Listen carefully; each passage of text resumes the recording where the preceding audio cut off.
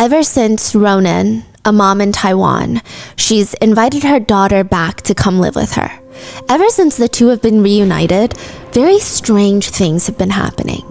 6 years ago, something happened where the mom, Ronan, could no longer take care of her daughter anymore. Her daughter's name is Dodo, and she could hardly take care of herself, let alone make sure that Dodo is being safe and well fed.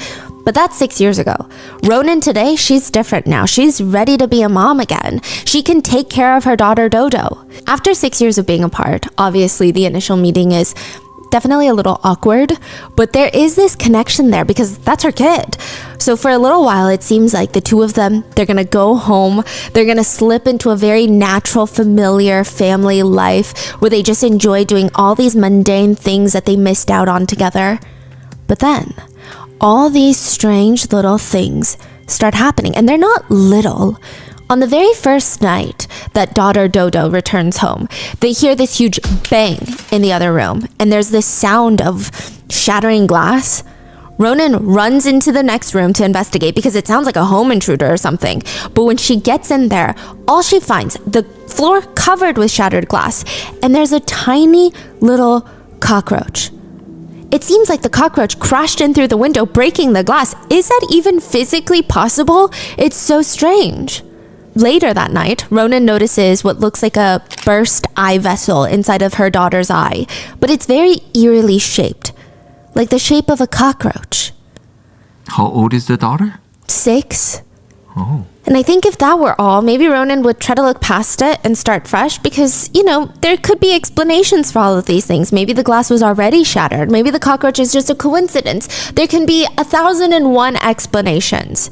But things start becoming unavoidable. It's not even just the small things anymore. Like, how do you explain when Dodo wakes up one day and her entire mouth is filled with teeth? She has double the amount of teeth. They're practically growing on her tongue. They're everywhere. Or the fact that Dodo, her daughter, is able to magically shut doors. She could be on the other side of the room and the door swings shut. The window's not even open. It's not a breeze.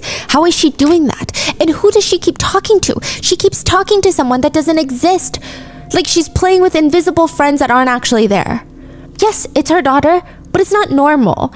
And she's confident that the real problem here is that Ronan is cursed. She's haunted, and this curse is being transferred to her daughter. 6 years ago, Ronan, for the sake of a YouTube video, entered this forbidden tunnel, a sacred space, and ever since then, her life has been cursed, and now her daughter is gonna die unless she can find a way to help her. And this sounds very much like the plot of a movie, does it not? And that's because it is. That is the plot of the Taiwanese horror film Incantation. The reviews for that movie read, "It's terrifying, exceptionally dark. If you can't watch anything terrible happening to young children, don't watch this. It's a type of movie to break your brain." I watched it and the movie stayed with me for years. I still think about it to this day. Not in a good way. But the truth is, the movie Incantation is actually based on a true story of a family in Taiwan and what happened to them when they get cursed by a demon, how they are tortured for 2 months straight until one of them ends up dead.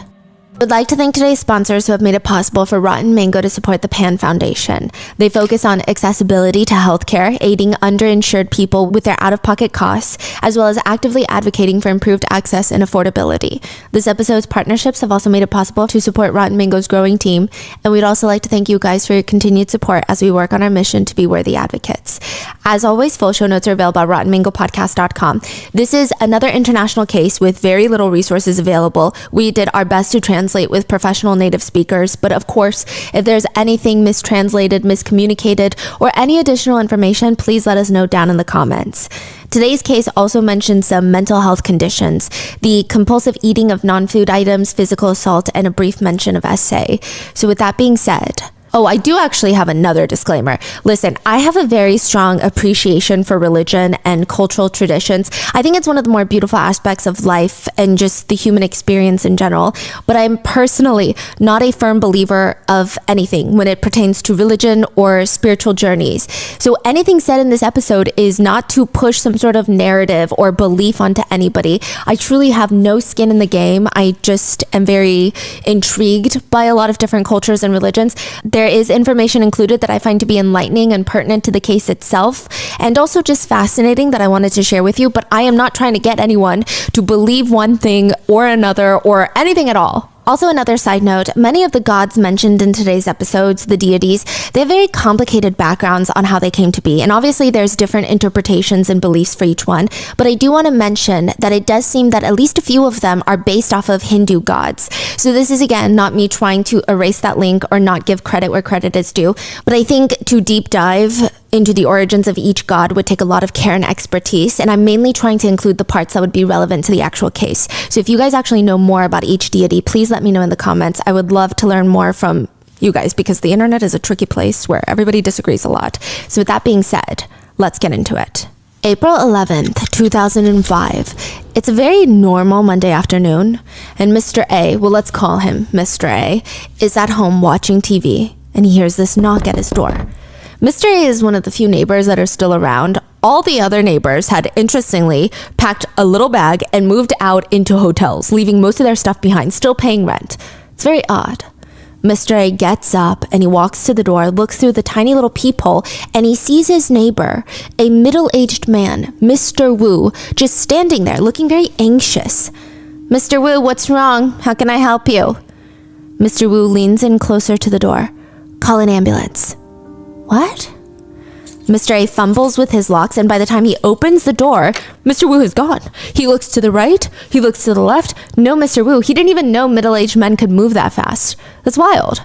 So he grabs his phone, puts on his jacket and his shoes, and he starts making his way over to Mr. Wu's house, which is at the top of a neighboring building. It's a 3-story building, and Mr. Wu is at the top. That's his residence, 3rd floor. So he's running up the stairs. He approaches the door. He doesn't see Mr. Wu anywhere. He's nowhere to be seen. He presses on the handle of Mr. Wu's front door. The door creaks open and a fly comes flying out at him. So strange.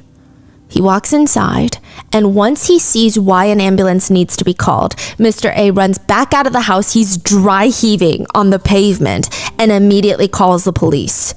When the police arrive at the scene, they want to know what the problem is with the Wu family. I mean, arguably, they seem very incredibly normal, if not very mundane. The Wu parents have 4 children. The eldest daughter works in Taipei. The second daughter is a nurse. The third daughter goes to college. The son, the baby of the family, works at a local printing house. They're all adults. The kids are in their 20s at this point. It's a very normal family. Until the police talk to the neighbors. They are not normal. What do you mean by that? Neighbors have been reporting hearing very strange noises coming from inside the house all night long. This loud, sometimes it's like a banging noise. Sometimes you don't know what the source of the sound is. Sometimes you do know. And then sometimes it's just the most obnoxious gong going off all night long. Which is definitely frustrating for neighbors to deal with, the constant ruckus from the upstairs residents. But the neighbors aren't even annoyed. They're not even pissed off. In fact, they're just scared. Something about the noises is different, okay? Sometimes the family of 6 would sit there just splashing water on each other in silence, splashing cold water all over each other, shivering, but they say they're hot. It's weird. Sometimes the neighbors would wake up in the middle of the night to hearing someone screaming, other times to chanting. They look up at the house and, yeah, the police are like, that's not a normal place. They look at the signs posted on the windows into the house. There's a red 8 trigram symbol posted onto the window. The 8 trigrams are ancient symbols used in Taoist philosophy that represent the 8 principles of feng shui. Feng shui being harmony of individuals and their environment. At its core, feng shui is about creating balance and flow in your living area, right? So the 8 principles of having good feng shui balance, oversimplified, are heaven, earth, thunder, water, mountain, wind, fire, lake, which symbolizes joy and pleasure. So they all mean something. And when you put that symbol of the 8 trigrams on the window, it typically means that whoever lives in this home is seeking protection. They likely want to ward off negative energy and spirits, which is not too crazy of a thing to want. I feel like we all want that. They see that red 8 trigrams taped to the window, which itself is very normal, standard even, but it's everything else that makes the house feel so strange. On the balcony of the house, there are these black clothes that are sticking out of the windows like flags.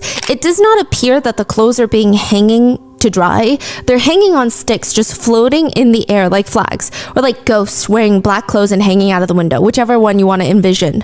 When you step foot into the house, you hear this crunching noise. And you look down, and the entire floor is covered like a beach. But instead of sand, it's covered with salt and rice grains. The whole floor. They can hear flies buzzing around the house. They walk further in, and on the dining table, they find a whole table setting laid out. Plates, bowls. The bowls are filled with fulu, a talismanic paper soaked in water. And the plates are smeared with the main dish, the main course. Feces. Poop. The flies are just circulating over the table, but that's not the only source of the smell. Feces has been thrown at the walls, covering the walls, sliding off the walls. Not a single window was left open to let in some fresh air. Not only that, but the windows are covered in these yellowish papers taped to the windows, resulting in this severe lack of sunlight coming in, which means feces are hanging off the walls. The air is thick from the smell. Not a single hint of a breeze, just still air sitting, marinating in the poop stench. And no sunlight to try and balance things out. It's dark, dingy, grimy, and the smell of feces is overwhelming. In one of the bedrooms, there's a 28-year-old woman lying motionless on the floor. Her limbs are stiff and she does not appear to be breathing. She has no pulse. They rush her to the hospital, but it is no luck. She has been dead for 2 days before the police found her body. The hospital starts an autopsy on the woman, and her whole body looks incredibly pale. There's these massive wounds all over her body, giant bruises, fist-sized, up and down her body. But more puzzling than that are these tiny circular uniform burn marks, similar to cigarette butt burns, but not really. It's much smaller. It's about the size of like an ink dot. So if you were to take the tip of a Sharpie and just hold it onto your skin, it's kind of that size. What could even cause burns that size that are that consistent and uniform all over her body? Believe it or not, there's another medical mystery that the doctors cannot even wrap their minds around. Shoved into the woman's nostrils, mouth, in her esophagus, and smeared all over her skin is a mixture of urine and feces. Furthermore, her entire stomach, the only thing in there is no food, nothing but just semi-digested feces. The sheer volume of feces would indicate it was most likely human feces. So why, how, who did this to her? The police are able to confirm that the deceased woman is the eldest daughter of the Wu family, the residence that she was found in, which means the people most likely to have answers to what happened to her are her family members. But there is no trace of the rest of the Wu family. After Mr. Wu knocked on his neighbor's door, he vanished along with his wife and his 2 daughters and his 1 son. All 5 of them are gone. They hadn't taken any belongings, nothing. They just disappeared into thin air from this house. And there are just some places that you just do not go. In the movie Incantation, the place that you're not supposed to go is inside this tunnel in this remote village temple. But because the main character, Ronan, the mom, and her boyfriend at the time, they run a YouTube channel where they go ghost hunting, they weighed out the options and they thought, go into the tunnel to get great views or not go into the tunnel. They go into the tunnel. Ronan's boyfriend and his cousin decide, we're just gonna get the good footage, despite being warned by the locals multiple times never to step foot in here. We're just gonna go and get the footage, and that's how they get cursed, and Ronan's boyfriend and cousin ultimately die. Ronan ends up giving birth to a daughter that she didn't even know she was pregnant with at the time. She has to give up custody to her daughter for 6 years because of how mentally messed up she is from everything that has happened inside that tunnel. Because again, there are just some places that you just should not go. In the real life case of Incantation, the Wu family, they travel to the Five-Finger Mountain. It's called the Five-Finger Mountain because the peak of the mountain has 5 prominent peaks. It looks like the ridges of the fingers of a hand. It's a natural landmark, but some people don't think it's the safest. Not just in terms of physical safety, but spiritually. In many folklore, mountains are considered sacred places that are inhabited by supernatural entities, which means, yeah, you can go there to get guidance from the good supernatural entities, but when there are entities, one might believe there must be good and bad. You can't just cherry pick. According to many folklore, those who died unjustly or have unfinished business, they typically dwell in the mountains, waiting for their chance to get revenge. They may want to trap the living just due to how angry they are. And it's said that the path on the middle finger of the five-finger mountain has the most negative energy. Many people experience and have reported feeling stuck. Physically, like they feel like they can move, but their legs won't move. They feel exhausted all of a sudden, drained, but not just, oh, I'm a hiker, I'm tired. It's weird. It's unexplainable. They hear voices. They have all these unexplainable supernatural encounters on the third finger. But like I said, when there is good, there's also bad. So it works in the opposite way. Meaning some people believe, no, if you go to the five-finger mountain and you meditate, you're going to get amazing guidance to spiritual problems that you may be having. So the three Wu sisters are sent to the mountain for a month to meditate. This is the real life family. Three of the sisters, so they have 3 daughters and 1 son. The 3 daughters are sent to the five-finger mountain for an entire month to meditate at a local temple. Oh, so this is before the sister was dead. Yes. They need to use the power of meditation to drive out the demon inside of the eldest sister, the one that ends up dead. It's going to take at least a month. They're going to stay at the temple, and they are not to come back home until they are cleansed. I mean, it's not like the sisters really wanted to do this, but they don't really have a choice. Their lives were incredibly normal until it wasn't normal, and it all starts February 2005. It starts with the Wu family's eldest daughter. So she's the oldest, she's the one that passes away, and she's the only child that no longer fully lives with the entire family. So the youngest daughter, she's in college, she lives in the dorms, but she comes home every single break. The eldest daughter, she's actually moved out completely to Taipei. Mm-hmm. She's managing this convenience store with her boyfriend. So let's just call them Sister A, B, C, and Son. Okay. She gets a call from her mom. What's going on? Hello? And the mom tells her, I'm very worried. I'm very concerned. I know that things have been happening over there with you. What do you mean? Sister A is confused. She's trying to figure out why her mom is freaking out, why she's saying, I know something's happened. Nothing has happened. I mean, absolutely nothing has happened. If something had happened, she would have called her right away. But her mom is just frantic. She's dead set that something weird is going to happen, or it's already happening and you just don't feel it. You just don't realize it.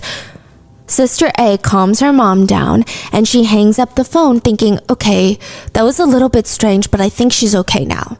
A few hours later, the door to the convenience store opens and it's her mom. The car ride to get from where her parents live on the south side of Taiwan to Taipei is a 4-hour-long drive. You just don't drop in and say hello. Her mom never does this. This is the type of visit that requires a lot of planning. You take the weekend off, you come to visit, you have an itinerary. So what the hell is mom doing here? Mrs. Wu tells her daughter, you need to come back to the family home immediately or else very bad things are going to happen to you. Listen, she must have a lot of faith in her mom because she grabs her things and just instantly leaves Taipei. She drops everything. She leaves work mid-shift to go with her mom. Interestingly enough, when she gets home, the energy in the family residence is quite happy. Everybody's happy. I mean, it's been a minute since all of them were gathered, since everybody's busy with work and school. Mr. Wu even cooked up this massive, delicious food table for the kids. And then during dinner, they start discussing what's been going on. And the Wu family, like I said, consists of 3 daughters and 1 son. The whole situation started when Sister C comes home from college for winter break. Because it's February of 2005. She's normally someone who sleeps well every single night. But ever since she got back to the family home for winter break, she's been having nightmares every single night. And it's always about the third prince. The third prince? Nija? Naja. Yes, the third prince, according to mythology, he was born after spending 3 years and 6 months in his mother's womb. His mom was so sick of him in her stomach that she would get frustrated and, quote, pound her stomach in anger for such an extraordinary long pregnancy. And to make matters worse, when she finally gives birth to him, instead of a baby, a giant ball of flesh rolls out of her body. And her husband, the third prince's dad, witnesses all of this and is convinced that his wife just gave birth to a demon that needs to be extinguished. He grabs his sword, attacks the ball of flesh. It opens up and out comes a fully formed boy, the third prince, that can talk immediately out of the womb. Now you may be thinking, That's a pretty tough dad and son relationship to mend after your dad is adamant that you're a demon the second that you come into this world.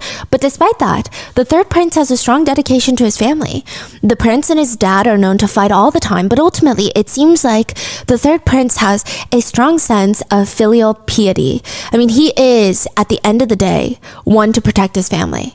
Which is why he is typically worshipped for protection of children and families and sometimes ensuring safe travels. The third prince deity is typically known as the patron god of children.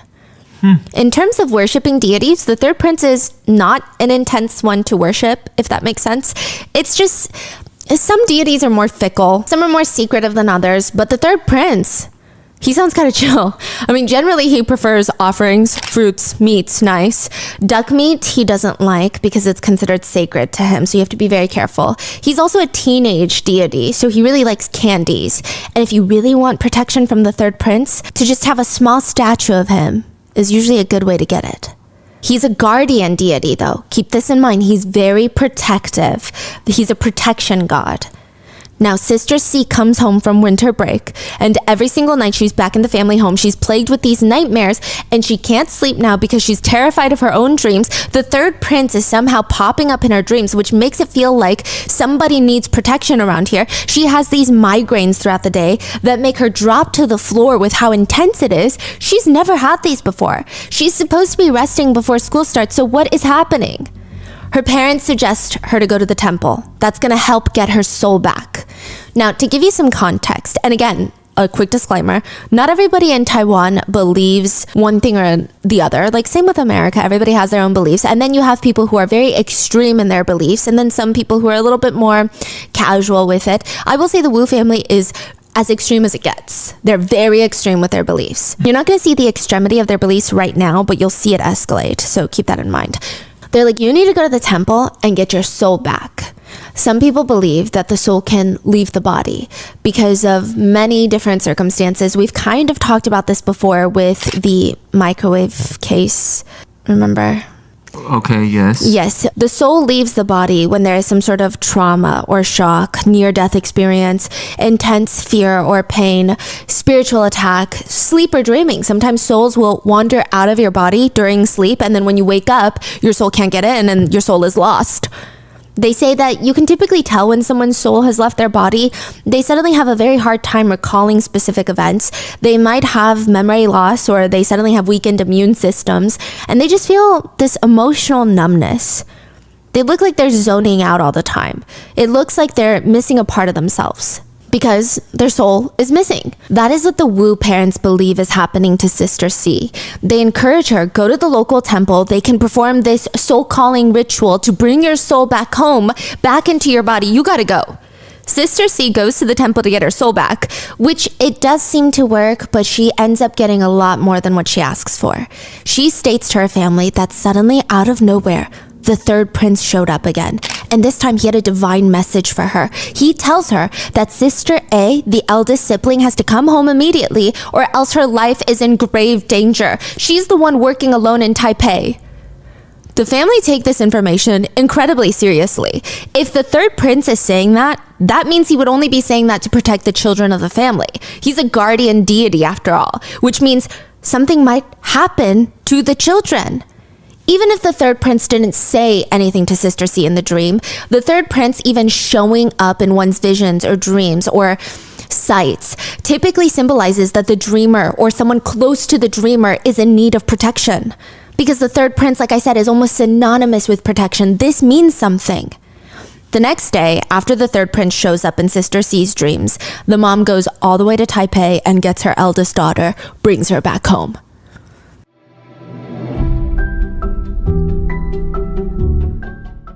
On my desk, I have this inch-thick daily planner. Actually, I recently went to South Korea and got some RM researchers' planners as souvenir gifts as well.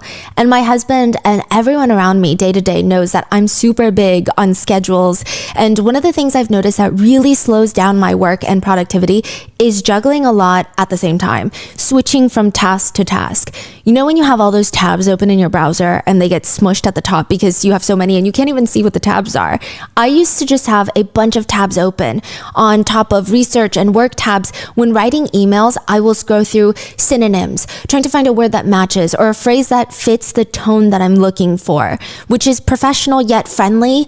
And then 30 minutes go by and I'm still staring at the same email draft. Even with my schedule and my planner, I always found myself wasting unnecessary time writing and worrying about emails when really I don't have to. Not anymore.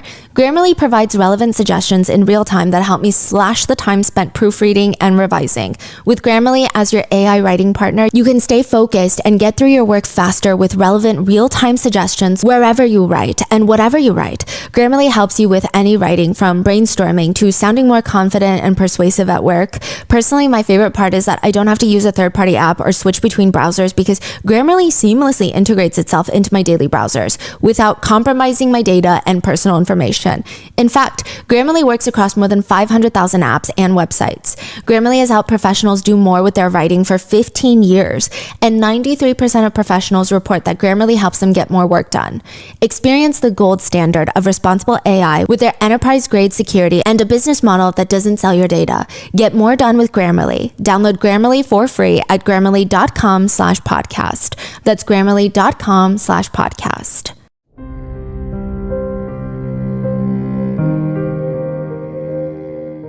That night, Sister A, she's being told all of this over dinner. She thinks it's strange, but she tries not to think too much into it. She goes to rest, and she comes all the way from Taipei, lays down in bed. She doesn't feel like the energy is that strange. I mean, she's home. She's so familiar with this place. This is where she grew up with everybody that she trusts more than anything. And she drifts into sleep. And hours later, she's awake, drenched in sweat, gasping for air. Her mom slams open the door. She's been screaming all night. She runs in. What's wrong? What's wrong? Tell me what's wrong. Sister A tells her mom that everything little sister said is coming true. There's this nightmare that she just had where she was essayed by a strange man and then ended up killing him, and there was so much blood and everything bad is happening. Her mom drags her out of bed and both of them kneel at the family's at-home altar to start praying. But the next night, it happens again. Another nightmare. Now the eldest sister can't even go to sleep without feeling this intense fear. She won't even sleep during the night. She dozes off here and there during the day, but that's about it. Like, think of it as naps. She hasn't gotten a good night's rest since she got home. Whenever there's a loud noise, she starts freaking out.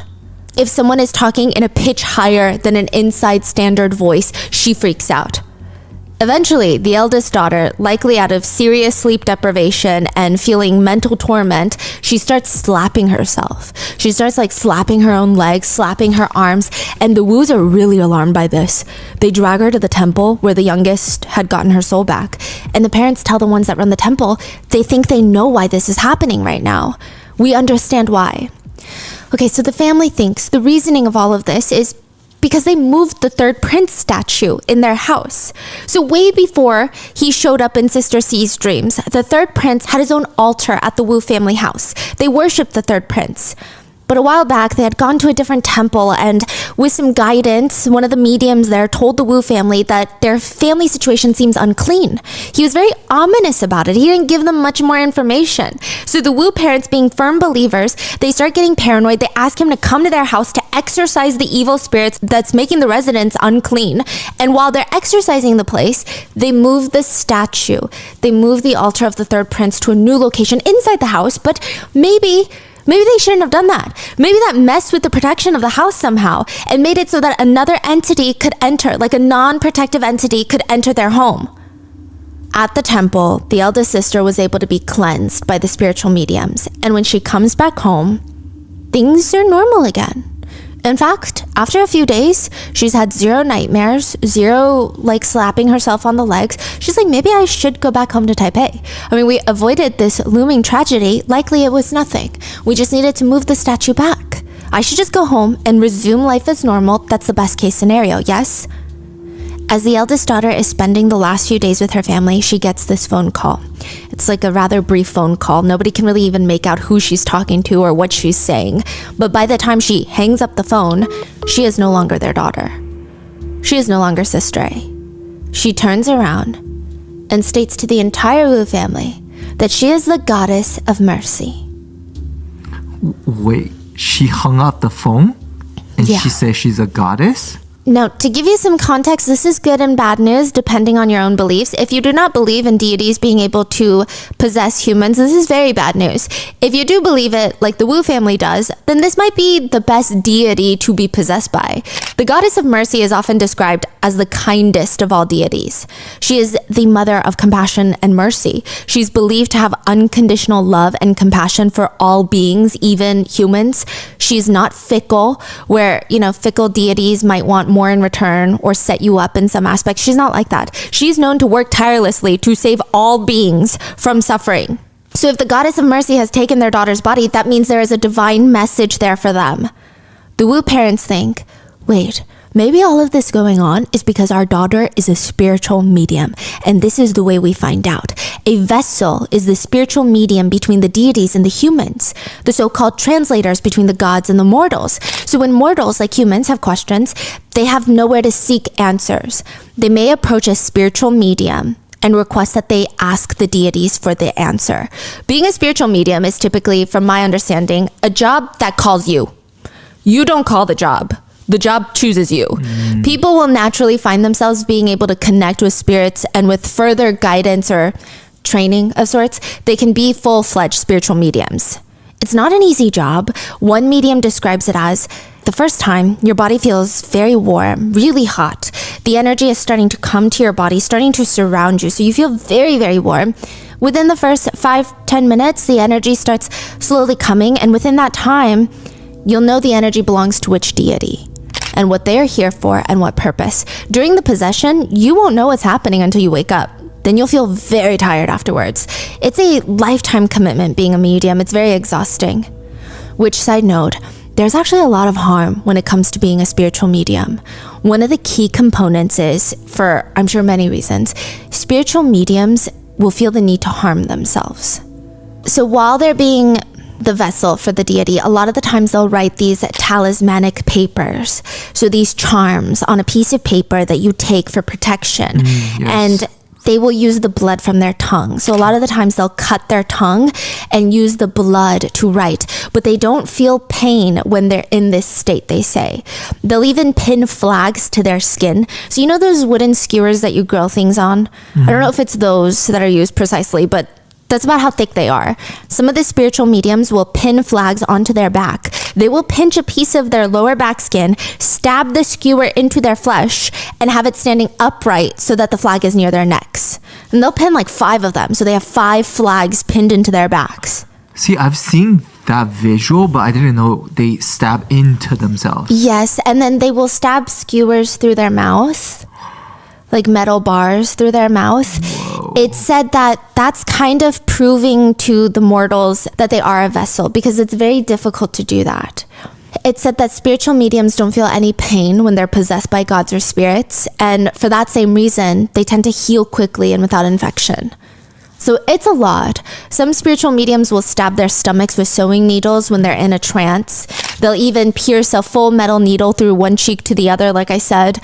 Some of them have whips with needles, and in their trances, they will begin whipping themselves.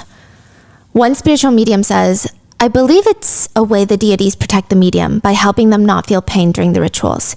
It's also a way that the deities show their powers to us humans. The Wu family thought for a moment, maybe this is what's happening to Sister A, their eldest, because she's banging her head up against the walls, the tables. She's using her nails to dig into her face, scratching her skin off. Her whole body looks like it's being covered in bruises now. It's like she has this crazy superhuman strength, and in order to even get her to stop, they have to tie her down with ropes, just running a rope around her until she can't even move an inch.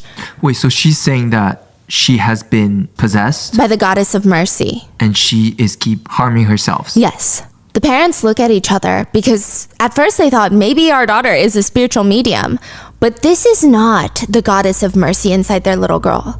This feels like something else. This feels like a demon. Sister A's eyes look different. They say that she starts laughing, but having these eerie bursts of laughter that sound very maniacal, and she starts dancing around her siblings, almost like she's taunting them. I am the goddess of mercy, here to quell the chaos and eliminate adversity for you. That night, the 6 of them are back on their knees in front of their ancestral tablets, their altars, praying. Another sleepless night, trying to figure out what is going on. This is when they decide this is no ordinary possession, which means they cannot have an ordinary solution. They must go to the Five-Finger Mountain and get rid of the evil spirits for a singular month. So while the three sisters are gone, the Wu parents and the youngest son are left at home alone. They decide we need to cleanse this place before the sisters come back, because if they come back and the demons are still in this house, what is the point of them being gone for a month? According to masters of spirits, they say someone's front door can tell you a lot about what's going on inside that home.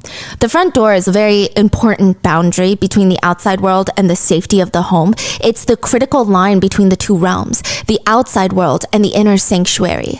It's a physical entrance, but it also has an energy border, if you will. Now, this is not an attempt to be dramatic about a literal front door. Historically, there are households that would perform sacrificial rituals to door spirits. That's what they're called, to make sure that their doors are properly managed and well protected. There's door deities that are supposed to help guard against evil influences, but they can't be so stubborn and not letting anything into your front door, because then you're not going to get wealth and good fortune either. So it's a very tricky balance. You don't want to piss off the door deities. Yeah, in China, you will see like they put almost like a painting, stick one on each door. So there are two of them. They help you guard the doors. Yes. You know? So people will do rituals for them. And like rituals, I'm not talking weird rituals. Like they'll just offer fruits and stuff. Now, right upon entering the Wu family house, the master that they've invited to cleanse the entire residence sees a fox spirit standing guard at the door. That's what he says. Now, seeing any sort of spirit at anybody's front door is a very worrisome sign, let alone a fox. He said a fox spirit typically is a symbol of chaos. Foxes are sly. They're mischievous little creatures. They like to get into all the little naughty things. There are some that believe foxes can predict disasters. They can tell when there's impending doom coming. So to see one at the front door, that's not a good look. But that's not even the main problem with foxes. Foxes are known to feed off of human vitality. In Taiwanese folklore, there's a tale of a village where young men kept falling mysteriously ill. Nobody knew what the problem was. They all ate different things. They're all drinking water from different streams. There's no reason for all of them to be sick. Is it the air? And the women were surprisingly fine. It was later discovered that a family of female fox spirits had taken residence nearby, and the female foxes were seducing and draining the men's vitality. Foxes may be here to cause chaos or to symbolize impending doom or to slowly suck the life out of the residents of the house. Not always, but that's how the master interprets this fox. Now, if it was just the fox standing at the front door, maybe the family would have been fine. But the master tells them, this is a house full of fierce demons. If you live here for too long, you will definitely be eaten up. You will be possessed. There's no way around it. As he's told to go further into the house, he keeps shaking his head no and starts walking out of the house. The master just tries to leave. Like he U-turns after a few steps into the Wu residence, and Mrs. Wu, the mom, is not having it. She paid a pretty penny for this man to come into her home. He's going to tell her what's wrong, and he's going to fix it. Feng Shui, at its core, like I said, is making sure your home feels harmonious. It really depends on how deeply someone wants to take it. Some just take it purely as usage and design purposes. Yes, using a too large coffee table with sharp corners that you bang your leg against could be bad Feng Shui, but it's also just like a really bad design element. Or others take it a bit more seriously. Certain plants, certain placement of furniture beyond design elements either bring positive or negative energy into the home. You don't want too much pieces of furniture with sharp corners, sharp edges, because it's a different type of energy that you're welcoming in. For example, some common feng shui tips: don't keep broken items around in your home. Either fix it or get rid of it. Broken items carry broken, disrupted, chaotic energy.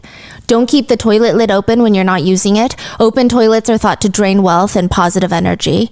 Avoid mirrors directly facing the bed. It's said that not only does it disturb sleep, it potentially invites a third party into your marriage. Or place your desk in a position where it faces the office door, but it's not directly in line with it. If you're directly in line with it, any and all energy coming into the office, you will impact your work with. But you want to be able to see the door without being directly in line with the door, because you want to see the opportunities that are coming your way. You need a clear line of sight. But you could take it even a step further. And the belief is that feng shui can impact the kind of spirits that come into your home.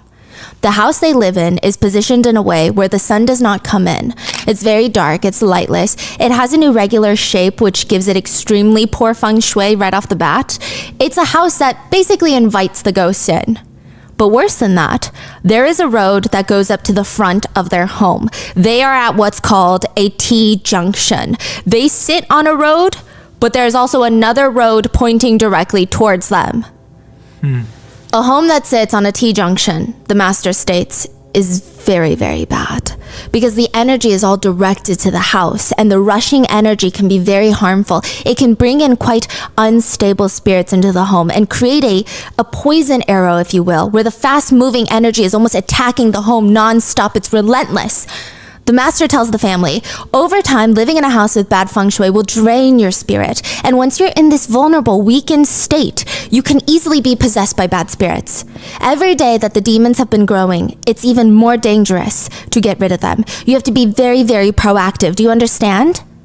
Now, side note, anybody living in a house in a T-junction, don't freak out.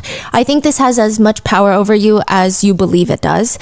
I would say most people that I know believe in feng shui in a rather casual, like they don't really believe spirits will come, but just the flow. Yeah. The flow of your furniture. They honestly treat it more like a design suggestion, so don't freak out, nothing's gonna happen to you. But like I said, this is just an extreme case with people who have very strong, extreme beliefs. But conveniently, the master can fix it. For a price. He holds a multi-day exorcism. He states, now, the house is cleansed. There will still be upkeep maintenance, of course, but overall, it's good now. The Wus thought, oh, well, now that you say that, I do feel more relaxed. Even our bodies, I feel like the tension is loosened that we've been holding on to. But just to make sure that the house is ready for the sisters to come home, the Wu family, they purchase a lot of the talismanic papers, the charms from the master, as well as joss sticks. Joss sticks are basically incense sticks and are often burned before a shrine. It's believed that if you have a perfumed joss stick to a certain deity, they will be pleased and give you their blessings. And even the number of joss sticks offered is meaningful. 1 stick is for worshipping the deceased.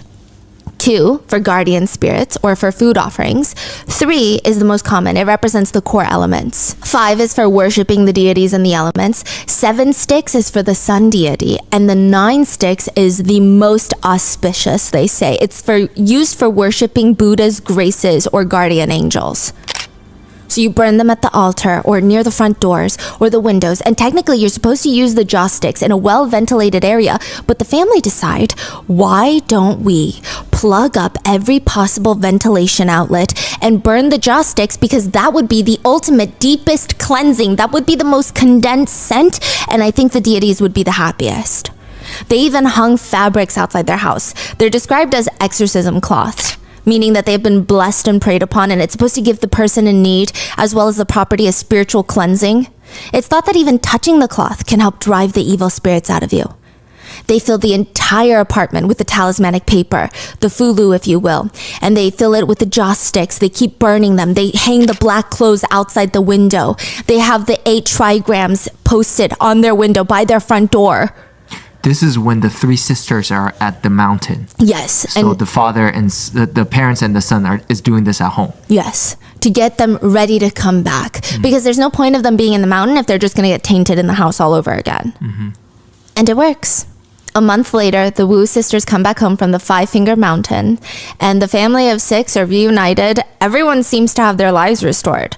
The disaster is over. Until one night, all 3 sisters lose their minds and they start chanting incantations, saying they want to return home. This is not home. They need to go to their real home. And this is how everything spirals out of control until 1 ends up dead and 5 end up missing. The movie Incantation is a found footage horror film that people genuinely thought was cursed. Even if you watch this horror movie, you will be cursed. That was the consensus. One online forum post reads, "Is Incantation movie actually safe for me to watch? Can the movie invite actual demonic influence into my home?" Viewers have reported feeling cursed after watching the movie. They say, "I just watched Incantation last night. I said the chant like 20 times. Power went out a couple minutes later. I've never been so scared in my whole adult life." Another comment reads, "Just watch Incantation. I'm so freaking cursed now." I think this movie just literally cursed me. The movie Incantation explores the idea of a shared curse, meaning just by watching the movie, by seeing the footage and repeating the incantation in the movie, you now share the curse. The movie tricks you into staring at this symbol. The main character tells the audience, because it's found footage, it's like she's vlogging. She tells the audience that the symbol is for blessings. She asks the audience to help save her daughter from the curse by chanting the incantation together. And she thanks everyone by wishing her daughter blessings so that she can be cured. But the truth of the movie is, the symbol, the incantation, all of it is a curse. The mother has asked the audience to repeat these things because she knows they are a curse so that they can take the burden of the curse away from her daughter. They can share the curse with the audience. Wow. In the real life case, there is also a shared curse. It is that of shared delusion, collective psychosis of the entire family.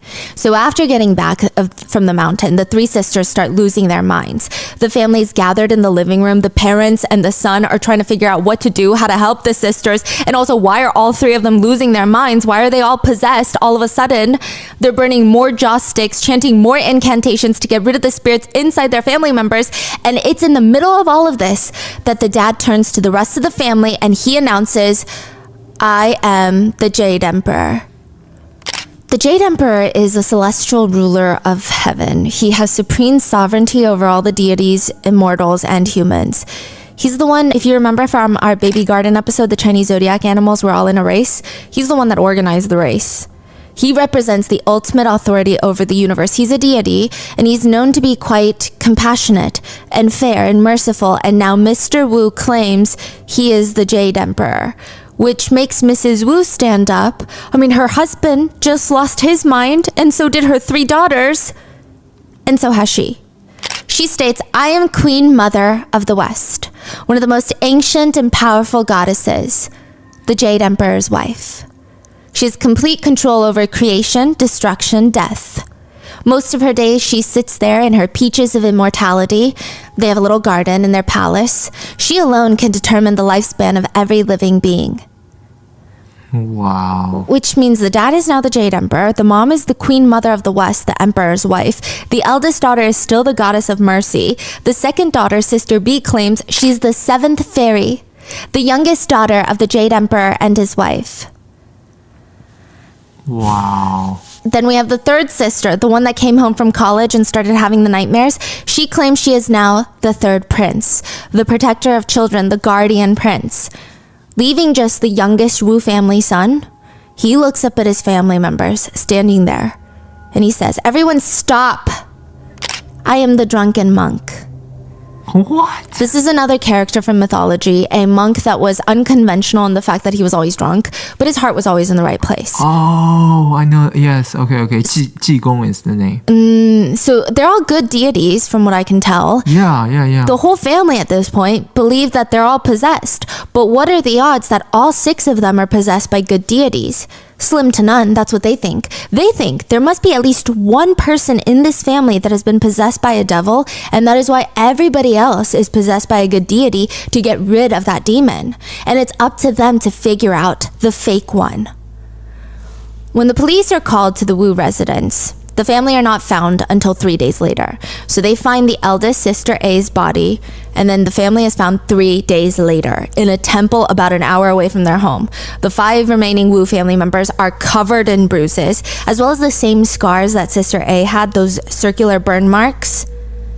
The police have so many questions. Sister A is dead. The whole house is smeared in poop. The rest of the family have similar burns to Sister A. What happened in the past 2 months in that house? At this point, the dad refuses to talk to the police. He states he will be haunted by demons by disclosing secrets. He's not taking that risk ever again.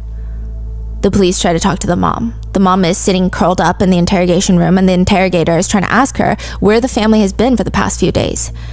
We had to leave to avoid disaster. Avoid disaster? What disaster? The mother looks up and starts shouting. She seems paranoid. She keeps looking around. If you don't leave, you might be possessed. When confronted with her daughter's death, the mother just kept repeating, it's not my daughter who died, but the demon who is attached to her. The police are getting frustrated, so they try to think of something different.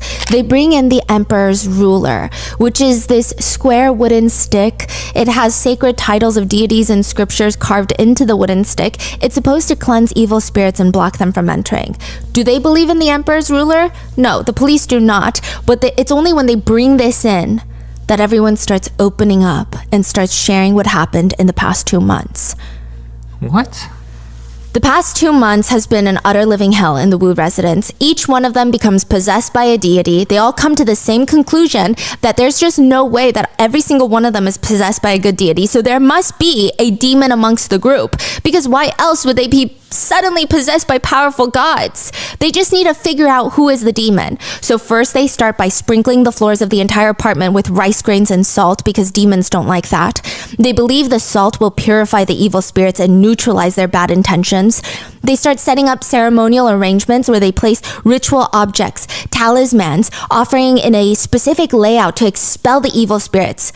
And each time they pick a new victim. They just go in circles being like, that one is the one with the demon. Neighbors said they would see this through the windows and they would hear it. They would force one of the family members to kneel down, and they would just use their hands like automatic slappers, just slapping their face left and right to beat the demon out of them.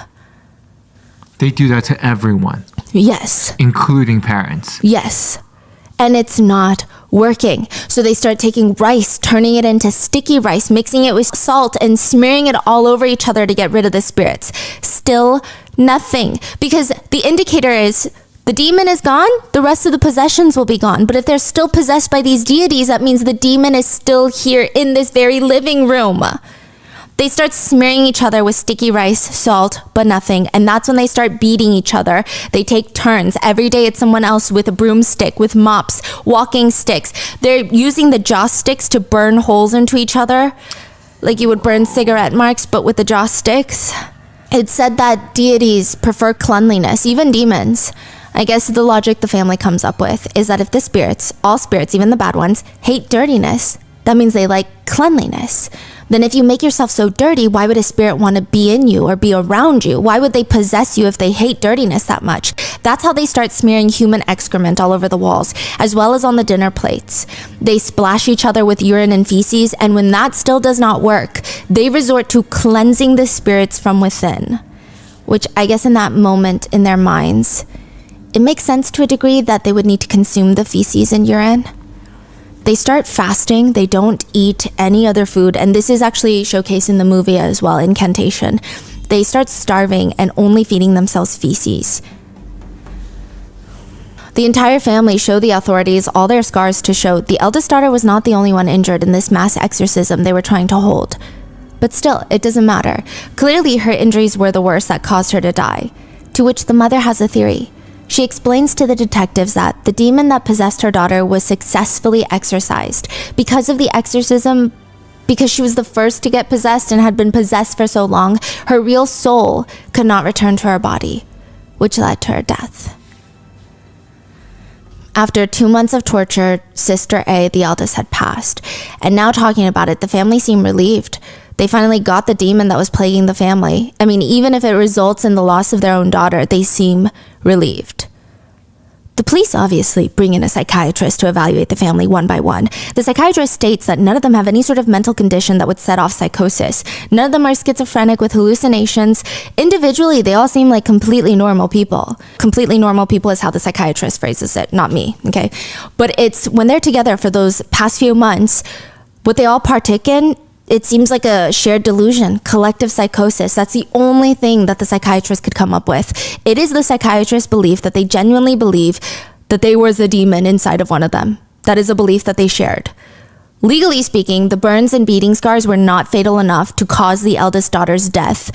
Her cause of death was multiple organ failure, which was her willingly eating feces paired with her willingly starving herself, which led to her organs shutting down.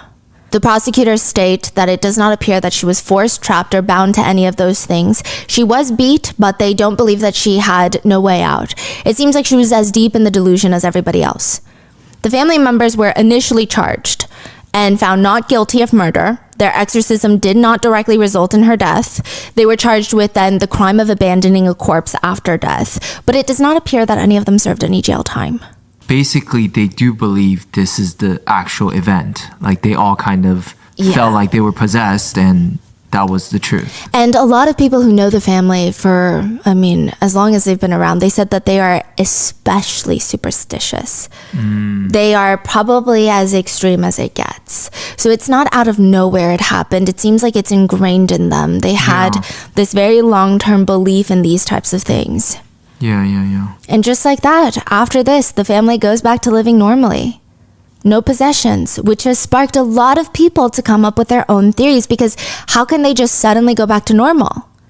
Some netizens believe that they were actually possessed by spirits, and now that the demon spirit is gone, the family has naturally returned back to normal. Some neighbors believe this to be true because after the eldest daughter's death, all of them start donating money to the family to exorcise the spirits of the eldest daughter from the house, once and for all.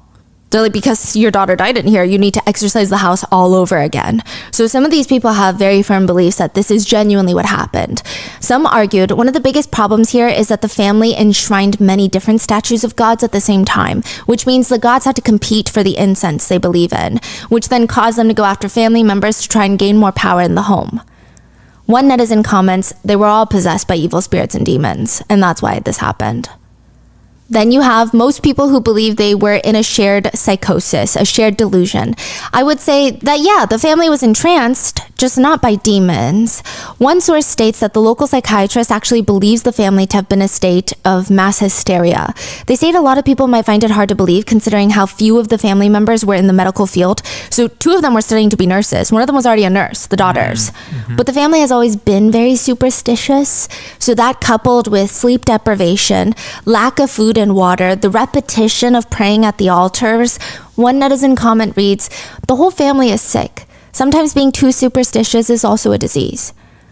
Another one comments, "I once heard a Taoist priest say, if you feel something strange about your body, please see a doctor first. If you still don't feel well, then you come to us for treatment." So they're saying, this is a very real belief and a lot of people honor it, but this is just so extreme. Another netizen writes, "There is nothing wrong with the faith itself. It can be a spiritual substance, but excessive superstition is a huge mistake."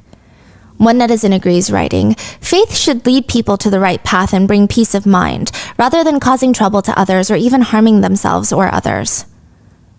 Another group of people believe, yes, they were in a state of mass hysteria, but it was brought on by a bad master. They likely went to a public temple in the mountain in the woods, the Five Finger Mountain, where they think that maybe they had run into someone who does not practice these types of things well. Someone who perhaps wants a lot of money and sees this as an opportunity. A family who is so distraught by even just a few nightmares, he starts implanting all these crazy ideas into the sisters' minds before they leave. Likely the master never thought it would spiral into something like this, but it did. Then you have another group of people that think, well, aside from superstitions, let's put aside mass hysteria, some people are even more cynical of people, and they think that the family from day one wanted to kill the eldest daughter. Whoa. Or at least the parents did. They tricked the other children into believing the superstition so that they could get the job done. There's really no proof behind this at all. There's no proof behind any of these theories or anything at all in this case, but they think, what if it's an expertly planned murder by the family to get rid of the eldest daughter for whatever reason?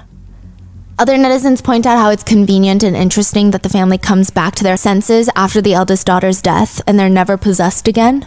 I would say that's a little tricky, but that's a belief that is floating out there. And lastly, a good chunk of people believe, it could also just be mold poisoning. They're saying that the apartment that they lived in was a little bit older, it was a little bit more run down, and Taiwan being near water, things get moldy. It's a very tropical climate. Yeah, it's very humid during summer. So people are saying it could have been some sort of toxic substance in the house. Has anybody looked into that? And they're not getting ventilation because they're closing up all the windows. They're getting sleep deprived. It could definitely be mold poisoning. Yeah. So there's a lot of discourse about all of that, but that's the case. That's it. They just went on to live the rest of their lives. Nobody has really heard from them since.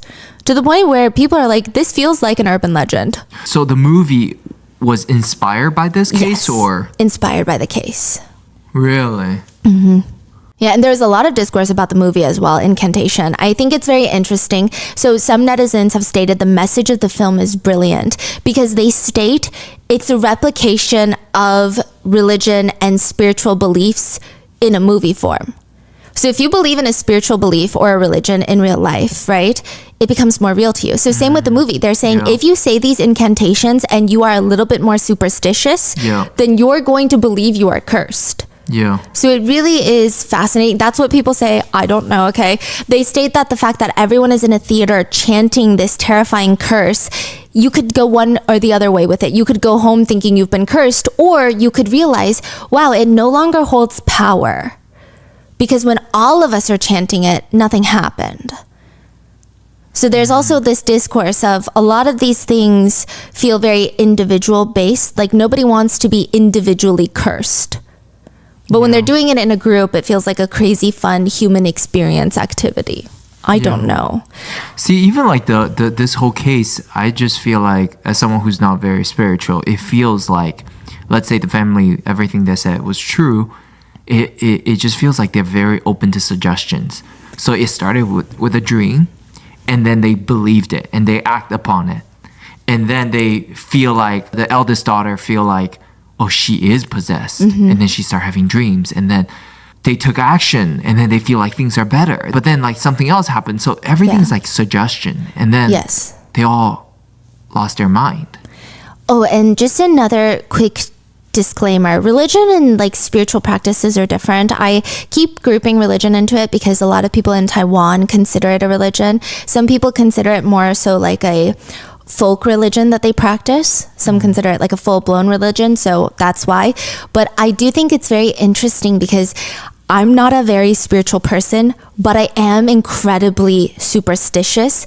And I think I force myself not to go down that path because what you were saying once you know something, you start spiraling. So I feel like if I were to talk to someone who could spiritually tell me my future or how I behave, it would just be living in my head. You're more suggestible. You're more suggestible. Like suggestible. Yeah, you will start see things and feel things. And think about these things like constantly in your head. Because I know a lot of people might look at the family and think, wow, this is so dumb. But I can't even do that because I think I'm a little bit more suggestible than most people. So I feel like if I were really in that situation and I grew up in that environment with my family believing in all of this so strongly, especially parents believing it, those are your guidance figures. So it's very interesting. Yeah. Yeah, the director of the movie once stated, when I heard the story of the real case in the news, I realized that I didn't dare to know too much about what happened, and I was surprised at how much the topic scared me. Then I realized that the fears surrounding religious beliefs and taboos are very obscure. It's something we can't shake off. We don't need to convince people that it's real. Rather, we tell them it's fake, but even then it's still scary. Why are we so scared of things we know are fake? So he's not saying the religion is fake, but the movie itself is fake. He's saying all the incantations, the symbols, they made up. Yeah. Someone just like whipped it out, but people are so scared, even though they're told it's fake, it's fake, it's fake. Yes. I wanted to put those elements into a film so that when the audiences watch the film, they feel like they shouldn't continue watching. It's very interesting. What are your thoughts on this case? Let me know in the comments. Please stay safe, and I will see you in the next one.